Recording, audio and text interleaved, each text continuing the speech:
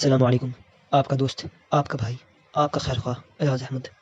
جہنم کے خطرات، مصنف صاحب حضرت علامہ عبد المصطفیٰ اعظمی رحمۃ اللہ تعالی علیہ. پارٹ 4.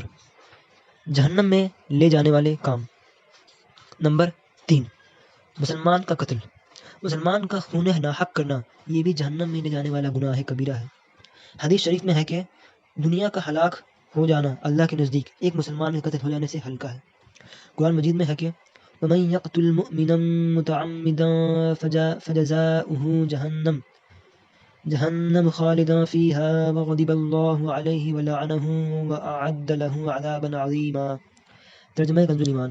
اور جو کوئی مسلمان کو جان بوجھ کر قتل کرے تو اس کا بدلہ جہنم ہے کہ مدتوں میں اس میں رہے گا، اور اللہ نے اس پر غضب کیا اور اس پر لعنت کی اور اس کے لیے تیار رکھا بڑا عذاب. دوسری آیت میں یہ ارشاد فرمایا کہ وَلَا تَقْتُلُوا النَّفْسَ الَّتِي حَرَّمَ اللَّهُ إِلَّا بِالْحَقِّ ذَلِكُمْ وَصَّاكُمْ بِهِ لَعَلَّكُمْ تَعْقِلُونَ. ترجمہ کنز ایمان. اور جس جان کی اللہ نے حرمت رکھی ہے اسے ناحق نہ مارو، یہ تمہیں حکم فرمایا ہے کہ تمہیں عقل ہو.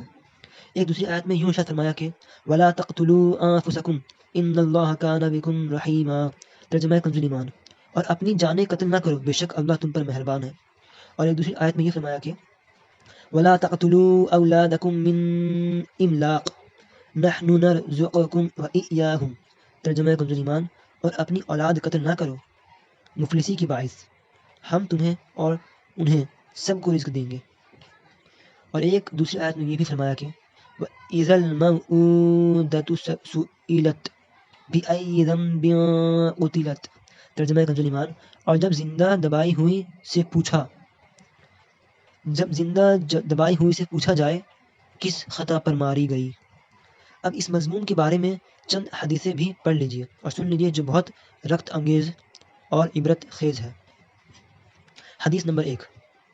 حضرت ابو سعید اور حضرت ابو ہریرہ رضی اللہ عنہ سے روایت ہے کہ اگر تمام آسمان و زمین والے ایک مسلمان کا خون کرنے میں شریک ہو جائیں، یعنی پورے آسمان و زمین والے ایک مسلمان کا خون کرنے میں مل جائیں، تو اللہ تعالیٰ ان سب کو منہ کے بل اوندھا کر کے جہنم میں ڈال دے گا.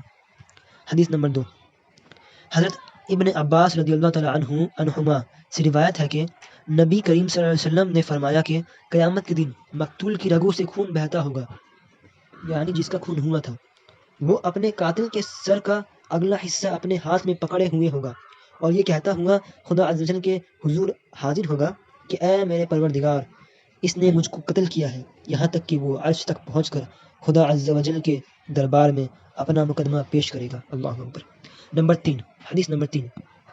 حضرت ابو الدرداء رضی اللہ تعالی عنہ سے روایت ہے کہ رسول اللہ صلی اللہ علیہ وسلم نے فرمایا ہر گناہ کے بارے میں امید ہے کہ اللہ تعالیٰ بخش دے گا، لیکن جو شرک کی حالت میں مر گیا اور جس نے کسی مسلمان کو جان بوجھ کر قتل کر دیا، ان دونوں کو نہیں بخشے گا. حدیث نمبر 4.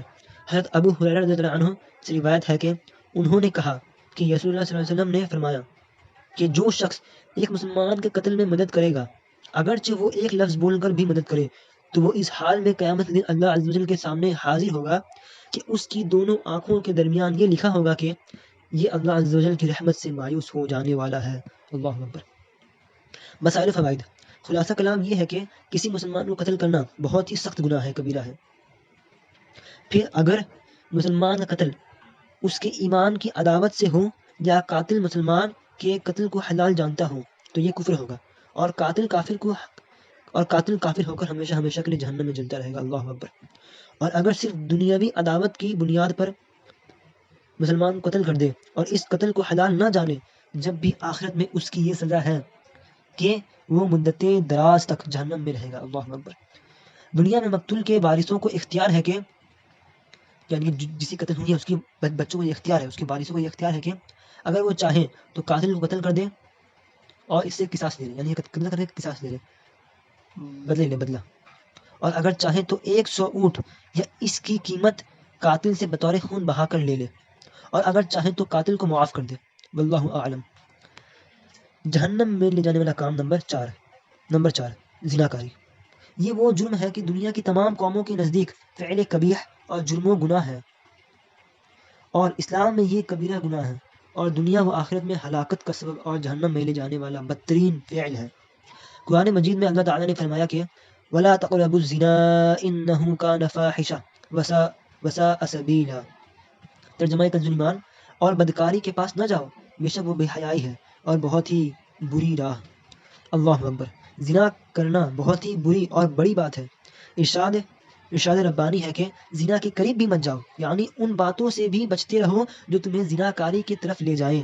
چنانچہ ایک دوسری آیت میں یہ ارشاد فرمایا کہ قل للمؤمنین یغضوا من ابصارهم ویحفظوا فروجهم ذلك ازکا لهم ان اللہ خبیر بما یصنعون وقل للمؤمنات یغضضن من ابصارهن ویحفظن فروجهن۔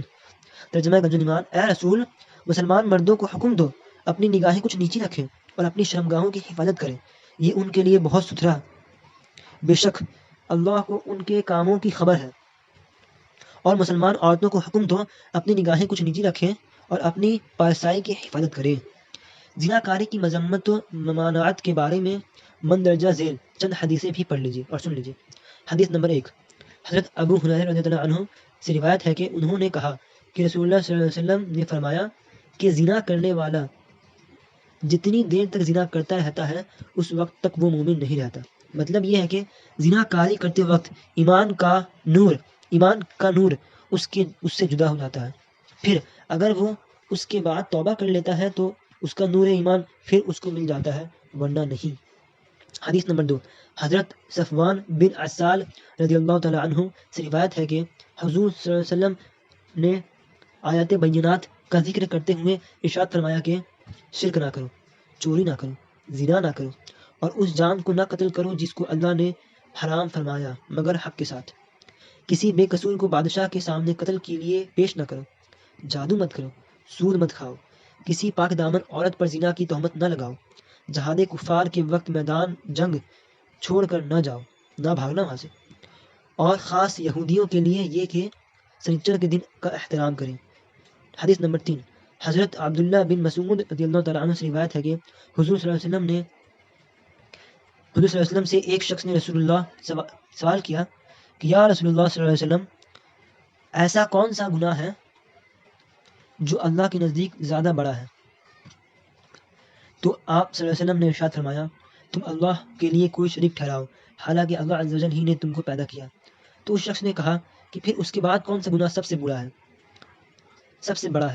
تو آپ صلی اللہ علیہ وسلم نے ارشاد فرمایا کہ تم اپنی اولاد کو اس خوف سے قتل کر دو کہ وہ تمہارے ساتھ کھائے گی۔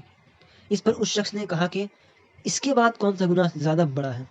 تو آپ صلی اللہ علیہ وسلم نے فرمایا یہ ہے کہ اپنے پڑوسی کی بیوی کے ساتھ زنا کرو۔ چنانچہ اللہ تعالیٰ نے اس کی تصدیق قرآن مجید میں نازل فرما دی ہے کہ ایسا فرمایا ہے والذین لا يدعون مع اللہ الہا آخر ولا يقتلون النفس التي حرم اللہ الا بالحق ولا يزنون۔ ترجمہ کنز ایمان، اور وہ جو اللہ کے ساتھ کسی دوسرے معبود کو نہیں پوچھتے اور اس جان کو جس کی اللہ نے حرمت رکھی ناحق نہیں مارتے اور بدکاری نہیں کرتے۔ مسائل و فوائد۔ زنا بہت سخت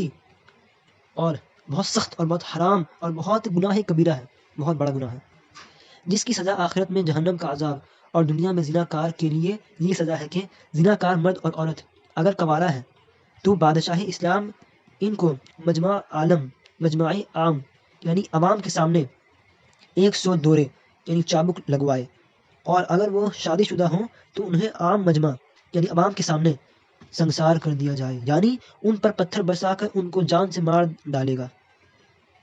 اور دنیا میں خداوند عذاب کے بارے میں ایک حدیث میں یہ آیا ہے کہ زنا کار قوم بکثرت موت آئے گی، یعنی زنا کار قوم میں بکثرت موتیں ہوں گی۔ ایک اور حدیث میں یہ بھی آیا ہے کہ زنا کار قوم قحط میں مبتلا کر دی جائے گی۔ الغرض دنیا و آخرت میں اس فعل بد کا انجام ہلاکت و بربادی ہے۔